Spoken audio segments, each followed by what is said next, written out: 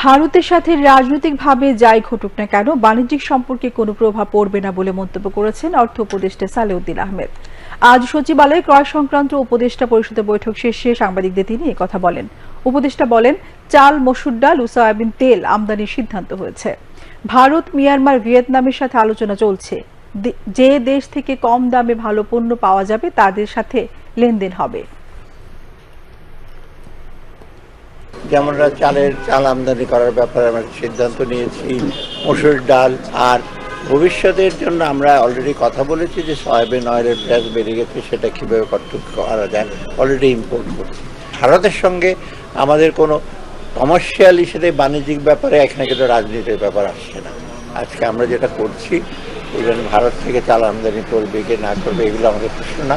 যারা আমরা কম্পিটিটিভ প্রাইসে দেবে, দ্রুত দেবে এবং কোয়ালিটি, এটা দিলে আমরা ভারত বা অন্য কান্ট্রি হিসেবে বলতে না, সেটা বিভিন্ন দেশ, শুধু ভারত না, মায়ানমারের সাথে কথা বলছি, ভিয়েতনামের সাথে কথা বলবো। এইগুলোর ব্যাপারে আমরা রাজনীতিতে প্রবেশ করবে না।